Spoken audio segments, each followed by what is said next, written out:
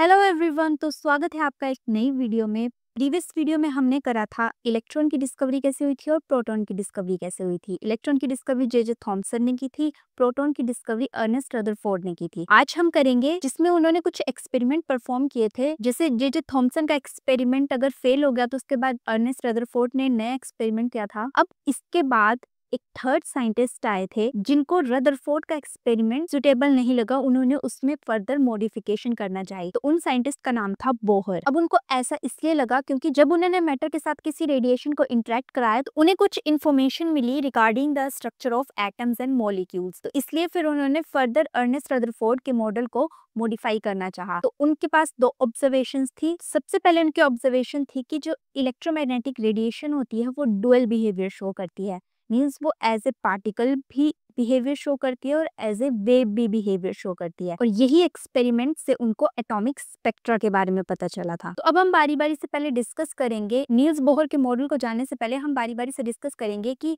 Electromagnetic waves कैसे dual behaviour show करती हैं। सबसे पहले हम उसका वेव नेचर देखेंगे, फिर हम उसका पार्टिकल नेचर देखेंगे। मिड 19th सेंचुरी में साइंटिस्ट ऑलरेडी इस चीज पे काम कर रहे थे और एक साइंटिस्ट आए थे मैक्सवेल, जिन्होंने एक एक्सप्लेनेशन दी थी अबाउट द चार्ज बॉडी के ऊपर जब हम कोई रेडिएशन को इंटरेक्ट करवाते हैं उसके बारे में। जब कोई इलेक्ट्रिकली चार्ज पार्टिकल मूव करता है अंडर एक्सेलरेशन तो वो इलेक्ट्रिक और मैग्नेटिक फील्ड को प्रोड्यूस करता है, जिसको हम इलेक्ट्रोमैग्नेटिक वेव्स बोलते हैं या फिर इलेक्ट्रोमैग्नेटिक रेडिएशन बोलते हैं। और ये जो इलेक्ट्रोमैग्नेटिक वेव्स हैं लाइक साउंड वेव्स, इनको कोई भी मीडियम नहीं चाहिए होता है ट्रैवल करने के लिए। जैसे साउंड वेव को मीडियम चाहिए होता है। अब जैसे मैं आपको बोल रही हूँ, आप तक मेरी आवाज पहुंच पा रही है, तो ये एयर जो है मीडियम बन रहा है, उसकी वजह से मेरी साउंड आप तक पहुंच पा रही है। वैसे इलेक्ट्रोमैग्नेटिक रेडिएशन को कोई भी मीडियम की जरूरत नहीं होती है ट्रैवल करने के लिए। और फिर उसके बाद पता चला कि बहुत सारी ऐसी इलेक्ट्रोमैग्नेटिक रेडिएशन, सिर्फ एक इलेक्ट्रोमैग्नेटिक रेडिएशन नहीं होती है, बहुत सारी ऐसी इलेक्ट्रोमैग्नेटिक रेडिएशन है जो अलग अलग फ्रिक्वेंसी पे वर्क करती हैं और जिनकी वेवलेंथ या फिर फ्रिक्वेंसी एक दूसरे से डिफरेंट है। और ये सारी वेव्स कलेक्टिवली एक स्पेक्ट्रम बनाती हैं जिसको हम बोलते हैं इलेक्ट्रोमैग्नेटिक स्पेक्ट्रम। अब ऐसा सा कुछ इलेक्ट्रोमैग्नेटिक स्पेक्ट्रम आता है जिसमें हमारे पास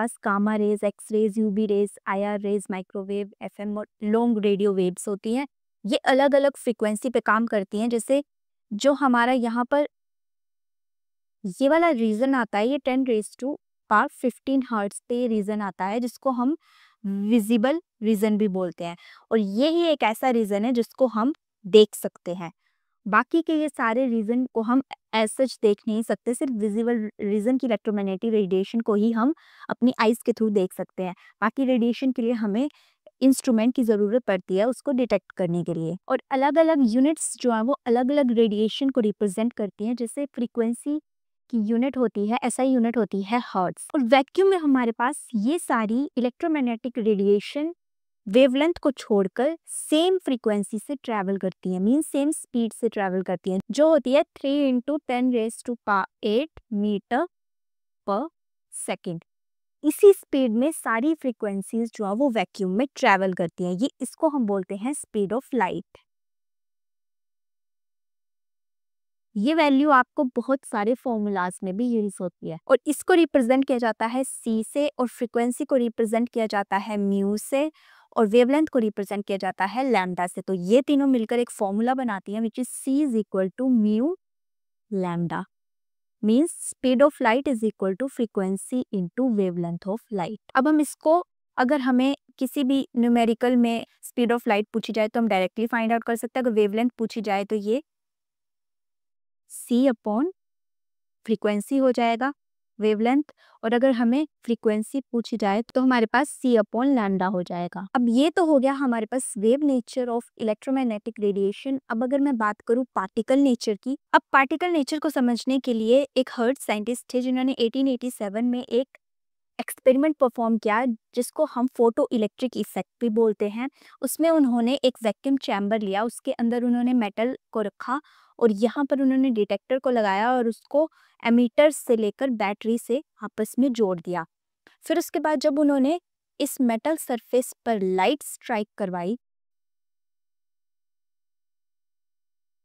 तब उन्होंने देखा कि यहाँ से कुछ इलेक्ट्रॉन्स इजेक्ट हुए हैं और वो इलेक्ट्रॉन्स जैसे ही लाइट मेटल के सरफेस पे स्ट्राइक हुई वैसे ही एकदम से इजेक्ट हुए। मीन्स उन दोनों के बीच में, लाइट की स्ट्राइकिंग और इलेक्ट्रॉन के इजेक्ट होने के बीच में कोई भी टाइम लैग नहीं था। जैसे ही लाइट टकराई वैसे ही इलेक्ट्रॉन इजेक्ट हो गए। और कितने नंबर ऑफ इलेक्ट्रॉन इजेक्ट हुए ये डिपेंड कर रहा था कि हमने कितनी ब्राइटनेस की लाइट जो है वो स्ट्राइक करवाई थी। जितनी ब्राइटनेस की लाइट हमने स्ट्राइक करवाई थी उसी प्रोपोर्शन में हमारे पास इलेक्ट्रॉन इजेक्ट हुए थे। उन्होंने यहाँ पर सर्टेन मेटल्स को लिया, जैसे पोटाशियम, सीजियम, ऐसे ऐसे करके उन्होंने हर मेटल को लिया। तो हर एक मेटल अपनी फ्रीक्वेंसी पर ही काम कर रही थी। मींस उसको जितनी फ्रीक्वेंसी मिल रही थी उसी पे वो इलेक्ट्रॉन को फोटो इलेक्ट्रिक इफेक्ट शो कर रही थी। उसके बियॉन्ड फ्रीक्वेंसी पे वो फोटो इलेक्ट्रिक इफेक्ट शो नहीं कर रही थी। तो उन्होंने उस फ्रीक्वेंसी को नाम दे दिया थ्रेशहोल्ड फ्रीक्वेंसी का। मतलब ऐसी फ्रीक्वेंसी जिसके नीचे photo electric effect metal show नहीं करती हैं। इन्हीं ऑब्जर्वेशन से साइंटिस्ट ने ये कंक्लूड किया कि जो मैटर है वो दोनों बिहेवियर शो करता है। वो एज ए वेव भी अपना नेचर शो करता है और एज ए पार्टिकल भी अपना नेचर शो करता है। So that's all about the video. ये फोटो इलेक्ट्रिक इफेक्ट जो है वो बहुत इंपॉर्टेंट है। आई होप आपको अच्छे से क्लियर हो गया होगा। बाकी हम नेक्स्ट वीडियो में करेंगे एटॉमिक स्पेक्ट्रा, हाइड्रोजन एटम का एटॉमिक स्पेक्ट्रा। मिलते हैं नेक्स्ट वीडियो में। तब तक के लिए कीप एक्सप्लोर एंड लर्न ज्ञान विद विज्ञान।